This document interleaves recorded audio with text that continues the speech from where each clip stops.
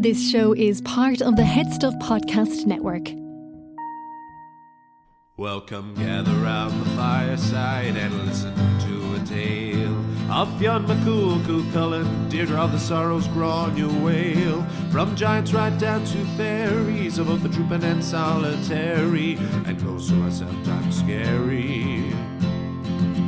Anything goes by the fireside. Yeah. Fireside, the Puka Fireside, the Marrow Fireside. Kings and queens fighting heroes, don't you run from the fun, there's no need to hide. Sit by the fireside.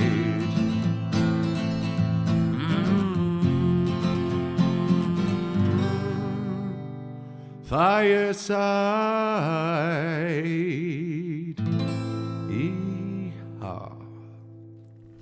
Hello and welcome to Fireside, the Irish storytelling podcast. Each episode of Fireside, we take a story from folklore or mythology, retell it, have a chat about the tale itself and about the craft, culture and history of storytelling. My name is Kevin C. Olahan. I'm your host and your Fireside Bard. Welcome to episode 123 of Fireside, episode 123. Today on the Irish storytelling podcast, we're telling a story about a young woman and her encounter with one of the other folk, the one and only fairy shoemaker himself.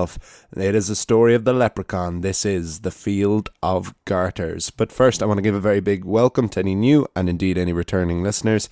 If you're a new listener and you enjoy this episode, why don't you head right back to the beginning, to 122 episodes and over 2.5 years ago, to see what we've been building up to on the journey of Fireside thus far. And if you are a continued listener, as always, thank you so much for your continued support. Please do follow me over on Instagram at Fireside Bard if you want to check in with me, check out some of my poetry. Email me at thefiresidebard@gmail.com if you're not on social media. And if you want to support the podcast and gain access to bonus content and bonus episodes, please do join us over on Headstuff Plus at headstuffpodcast.com, where you can join the intimate community of the Fireside and gain access to bonus episode and material, not just for Fireside, but for all of the podcasts available on the Headstuff Podcast Network. I want to give a big thank you to the latest supporter for this week, which is Rebecca Garvey.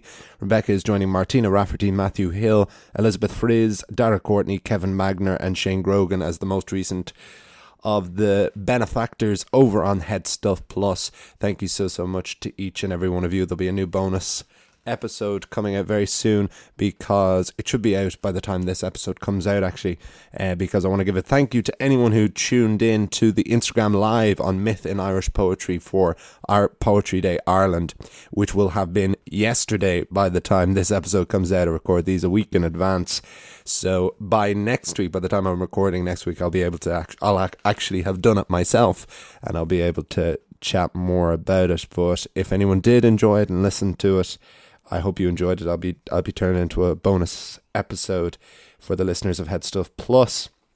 But if it goes down well, I hope to do more of them, because it's been really fun preparing it, and it's a side. Poetry is something that doing Fireside has really led me to in a very different way and in a very rewarding way. And it's really nice to be able to combine those words now, because they did feed off each other so much. Because we wouldn't have myth if it wasn't for these earliest of poets. So it feels nice to be feeding those off each other. But I'll talk more about that when I've actually done it. But the story for this week is, again, an Irish fairy tale book by Joseph Jacobs. And it's one I encountered before and liked, but thought, it just, sometimes you read them and you find one that you like more, and then you forget about the other one you liked. But when revisiting, I found this story again, and there was always something that didn't quite work in it. It was something in the title that never really made sense to me, which I'll explain a bit more after. But with some changing, I changed the title and changed some of the details, gender swapped the lead character, which actually wasn't just for an arbitrary reason in this case. It actually kind of evolved the story more, and it clicked in, and now I think this part should always be gender swapped, this story. But this will be my version of it, and we'll chat more about it anyway. This is The Field of Garters on Fireside.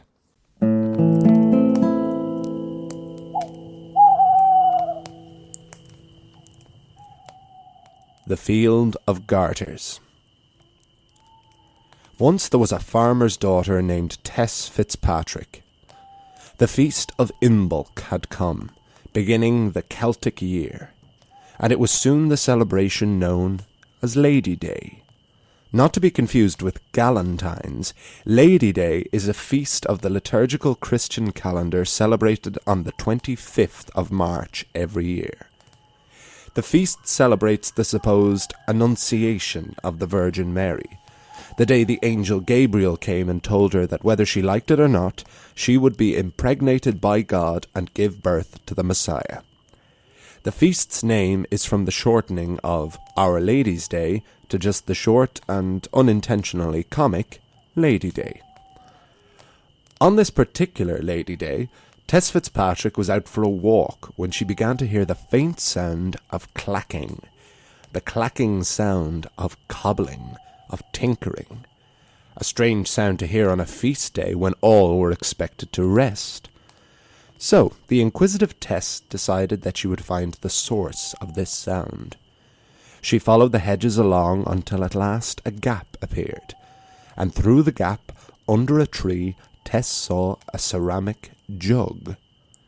The brown jug looked like it could hold at least a gallon of your ale of choice. It is a container that is now known as a growler. Beside the growler was a stool, a collection of cobbling accoutrements, and, admittedly, most interestingly of all, a very small person. Cobbling away on the little stool beside a bottle the same size as him was a bearded little man, pipe in mouth, with a look of skilled concentration. There could be no mistake. Tess Fitzpatrick had just seen her very first leprechaun. Seeing a leprechaun or a fairy of some description was something of a rite of passage that every young man and woman was prepared for in the form of fairy and folk tales. But it is one thing to know something in theory, and an entirely other to put theory into practice. Tess knew from the stories that leprechauns were not just shoemakers, but the custodians of a hoard of gold. She also knew that if she ever took her eyes off this fairy, she would never see him or his gold ever again. So Tess Fitzpatrick went right up to the leprechaun and said, "Good morning." "Good morning to you, young lady," said the leprechaun, as if it was as common for fairies and mortals to speak as you to me or me to you. "What has you working on Lady Day?" asked Tess. "Ah, yeah, that's the Catholics for you," said the fairy. "What do you mean?" "You're all so ruled by your faith that even when you see a leprechaun, a creature your priests maintain aren't real and also are demons, and your first question to said demon is why is he working on a Christian day celebrating the Annunciation of the Virgin Mary?" Tess thought the leprechaun actually had a good point, but she did not want to further anger him. "Fair enough. What are you drinking?" The fairy felt he had won that round and was more than happy to talk about drinking and not religion. They do say that the three things that should never be spoken of on the beer are politics, money, and religion. "That's a much better question," said the little man. "I'm drinking the finest and, more importantly, strongest beer in Ireland. And here's a question for you. What would you say I made it from?" "Well, surely malt," said Tess, thinking it a stupid question. The leprechaun laughed. "Ha ha, that's where you're wrong. I made this beer out of heath." Heath was made up of heather, gorse, and coarse grass.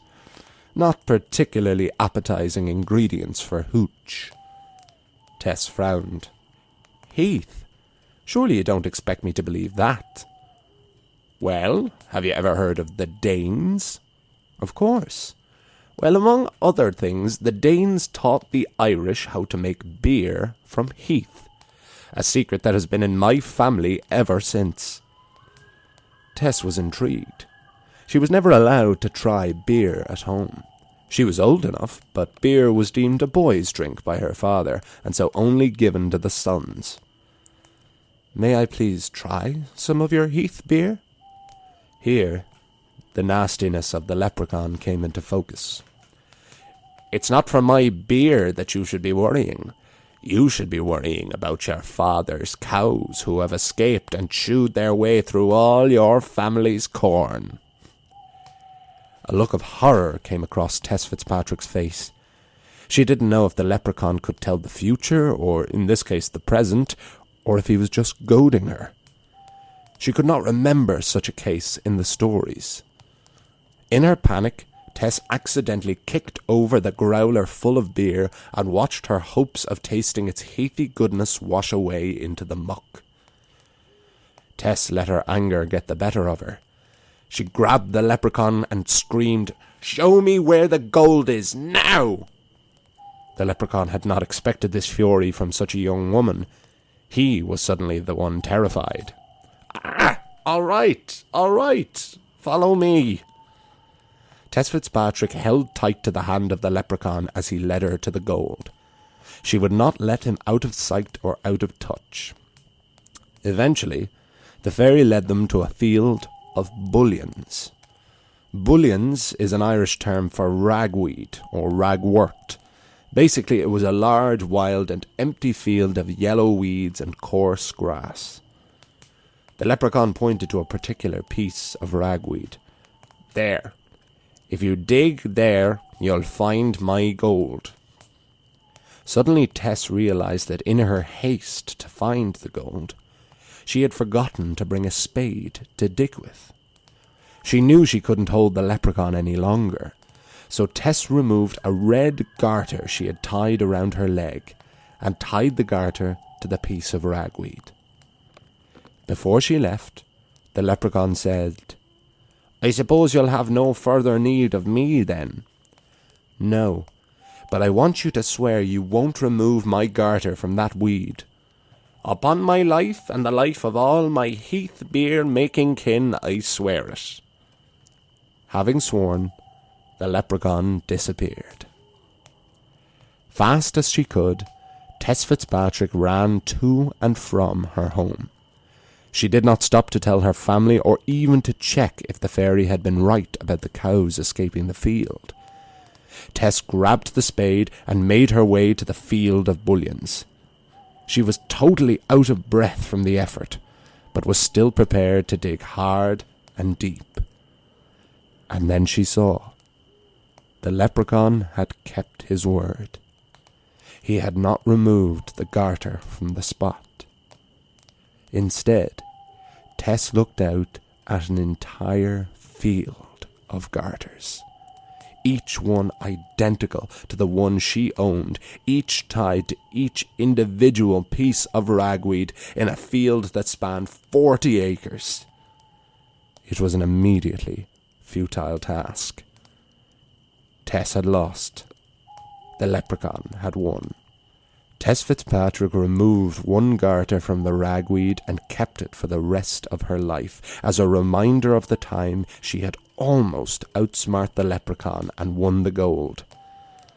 She had fought the fairy, and as usual, the fairy had won. The end.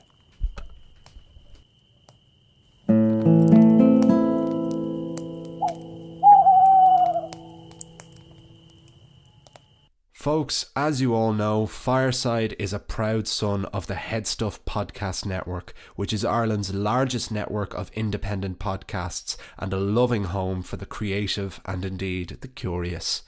There are so many other podcasts I could recommend to you on the network, some of which inspired me to approach Headstuff myself. Here's a taste of one you might enjoy.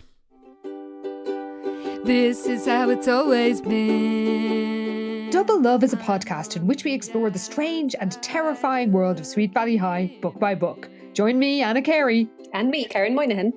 As we revisit one of the maddest series of books ever written, or ghostwritten. If you ever read about the perfect blonde Wakefield twins, Elizabeth and Jessica, with their eyes the colour of the Pacific Ocean, then you might enjoy listening to us absolutely tearing them to shreds. Affectionately, of course. But of course. And even if you didn't, there's still plenty of drama, kidnappings, stolen boyfriends, and seemingly mandatory school dances to entertain you. Find us on the Headstuff Podcast Network and wherever you get your podcasts. And that was the story of the Field of Garters. The fairy, what was I going to say there? On Fireside. And I hope you enjoyed it. Yeah, this originally was titled The Field of Bullions, which was not a word I knew. And there's the description of the bullions in there, in that, like, it's a field of a kind of like a rewilded, raggy field full of grass and gorse and things like that. But for the life of me, whenever I typed in bullions and like looked up images of bullions, I just got a lot of links to this story. So it seems that bullion seems to have become such an outdated and archaic and esoteric phrase and word that it's now only associated with this story. So I thought for those purposes I should clear it up a little bit. And yeah, I found out that bullions was another word for ragweed or ragwort. But like saying the field of ragweed, I originally was going to call it the ragweed rag, which I did kind of still like the name of, but decided I'd change it to Field of Garters instead, even though it gives away the ending a little bit. I think that's only in hindsight that you notice it, because you're not expecting it as much, I don't think. But yeah, and the original story, Tess Fitzpatrick is Tom Fitzpatrick, I believe, and I wanted to get into more of a habit of gender swapping what characters I could, particularly in the folktales where so many more of them are centered around men, and sometimes it's for a reason, but a lot of the times it's totally arbitrary. So where I can, I like to swap it. But then I also don't want to just swap them without any consequence. But this story I did feel did inform the story and makes the story better, because it's easy to compare this story to the other leprechaun story we did last year, I think it was, which was The Three Laughs of the Leprechaun. And that story has more of a violence to it and a span to it, whereas this has much more of a focus and much more of an intimacy. And the garter is in the version where it's a boy, where it's Tom Fitzpatrick. It's Tom Fitzpatrick who ties his garter to the piece of ragweed, the piece of bullion. And garters, certainly to me, are something very traditionally worn by women, the garter around the leg. And so it seemed very amusing to me that it was originally about a man who just had this garter, this red garter, very specifically described as this red garter, to tie around this piece of ragweed. So when you gender swap it and make it Tess Fitzpatrick, suddenly it makes a lot more sense that they would have a garter. I mean, maybe I'm wrong about that. I mean, maybe garters were something also worn traditionally by men. You'll have to let me know, dear listener, about that. But also we've got the other couple of elements. We've got the very comical and, before this, totally unheard of by me, concept of Lady Day. Still does seem to be a day, kind of like St. Patrick's Day, as I spoke about in the bonus episode I did on Head Stuff Plus about the lore and the history behind St. Patrick's Day. The St. Patrick's Day festival was not really celebrated in Ireland until it became a huge deal in America. When expats and immigrants had established it in places like New York and Chicago and Charlotte in Georgia, a big, very, very big St. Patrick's Day parade. One of the three of those was the first, I believe, the first major one. But before that, the 17th of March was just a day of the liturgical calendar traditionally marked by Catholic priests at Mass, as if saying like, oh, today's St. Patrick's Day. So Lady Day seems to be another one like that. It's not one I had heard of at all, but then again, it has been a long, long time since I've been a practicing Catholic. But when there was a period there where I was quite into it, and I can't say that I've ever heard. I must ask my mother, who's still quite practicing. But it is just an objectively amusing name. Our Lady's Day, not at all, but just Lady Day. Again, it does sound like Parks and Recreation. It sounds like Galentine's. So when we have the Lady Day beginning and this, I like the idea of, in fact, I love this image that is a fairy working on a Christian holiday when everyone is expected to rest, and being given out to by that. For that, this young woman going up to the leprechaun and asking, why are you working on Lady Day? Why are you working on a holiday? And this is where I got to have a lot of fun with this story, because this exchange between the leprechaun and Tess Fitzpatrick has been changed a huge amount by me just to engage with that. I'm constantly interested in this idea of priests acknowledging the existence of God and the fairies at the same time. There are so many of these folk tales and fairy tales that are about, you know, these two worlds living together. We had early enough on, maybe it was in about the second year of the podcast, we had a story about the two priests who are tasked with finding out what happens to the fairies on Judgment Day. They find out that if a fairy can drip a drop of blood, they will be able to be judged for their life. And this fairy who stabs himself realizes he doesn't have any blood in him, and that's when he's going to really start messing with humans, you know. That's still one of my favorites. If you haven't listened to it, or if you want to go back to it, the fairies on Judgment Day, I will find out. Would you believe it was actually episode 60, episode LX, the fairies on Judgment Day?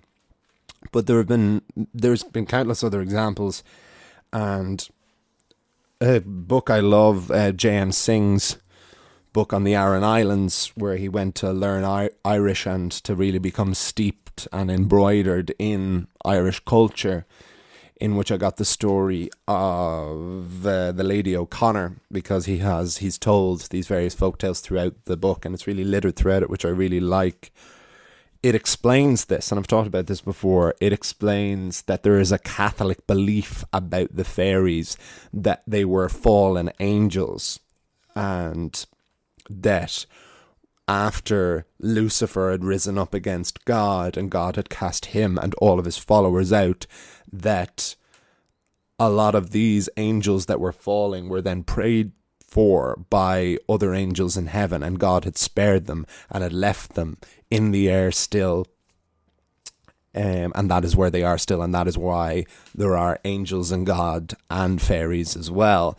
And I'm really interested in that, and I wrote a long poem called "In the Air Still" about this, exploring this idea of let's accept that they're both real, that you have these worlds of Irish mythology and Christian doctrine trying to live together and at war with each other in Ireland, as they always have been. And I just think that's an endlessly interesting subject.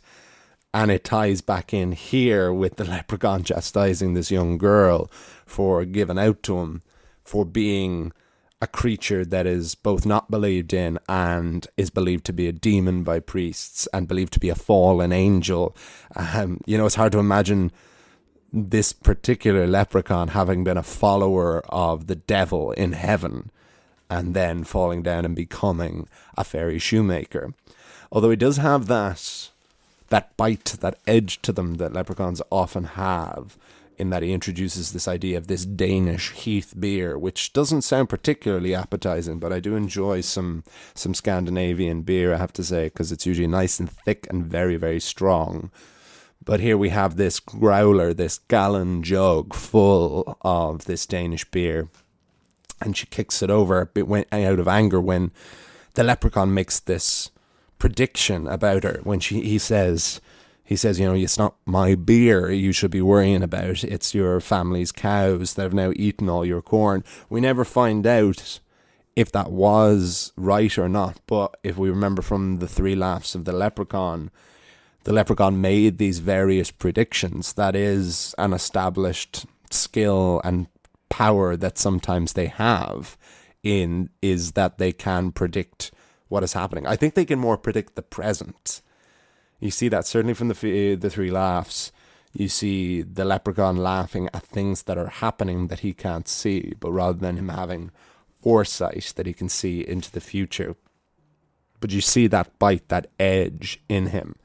And then, yes, you have this incredibly wonderful image of the girl walking with the leprechaun to this field of bullions, this field of ragweed, and tying her garter when she realizes that she doesn't have a spade to dig up the gold, and then coming back and just seeing this endless field of garters, which just, like, imagine the biggest, greenest field you can, and then just like every foot tied like a little red ribbon, and just knowing that there is buried gold, that there's buried Viking gold protected by a leprechaun somewhere in that field, but the field still being big enough that it is an utterly futile task. I think there's something really, really great and really satisfying in that you don't mind, because, well, as I talk about constantly, that there's so much of fairy lore that doesn't as much have a plot as if it's more engaging with the fairies and the fairies winning. So it becomes very much a similar thing, and they become cautionary tales rather than, satisfying structures. And often there's no even cleverness to them. There's sometimes just like, oh, he did that and this happened to him, and it's not even a particularly ironic thing. But this is clever. This is an example of one where it takes, he promises not to touch the garter, and he doesn't. He leaves that garter exactly where it is, but it was still an incredible outsmarting that produces this brilliant image that is so satisfying in how unsatisfying it is for our hero, for Tess Fitzpatrick. And yeah, I just liked that she took one of these garters at the end and brought it back to her home as this constant reminder of what she once could have had. And with that, I think I will wrap things up. Let me know if you have any thoughts on it yourself, and please do follow me over on Instagram at Fireside Bard. It's the best place to get in touch if you want to check out some of my other work. Join up at Headstuff Plus over at headstuffpodcast.com. If you want to join the Fireside community, email me at thefiresidebard@gmail.com if you have any other requests or inquiries. Thank you so much to Alan, Paddy and Connor, everyone over at Headstuff. Thank you all for listening. I will see you next time when we have a story about... we have another story about Fintan MacBuachra. Now that we've kind of gone through all of our invasions and our landings, and the Tuatha Dé Danann we're back in Ireland, and we're back at the territory that we had began Fireside with. There's a couple of other stories about centering around Fintan MacBuachra that really flesh out this pre and post Tuatha Dé Danann in Ireland, and this figure that has been there the whole time that we hadn't really met until we started talking about Cessair and the flood and began our episodes and stories on the invasions. So he's been a really great character to be in the presence of, and he's definitely going to be our key through the further exploration of and the filling in of the patchwork quilt of Irish mythology. So yes, it's a story about the settling of the Manor of Tara, Fintan MacBuachra and the Manor of Tara. So that's coming up next week. I'll see you all. You'll hear me all next time. And remember, wherever you are and wherever you go, you can always join me by the fireside. This show is part of the Headstuff Podcast Network, a hub for the creative and the curious. Shows are produced in association with Headstuff and the Podcast Studios Dublin. Find out more or become a member at headstuffpodcasts.com.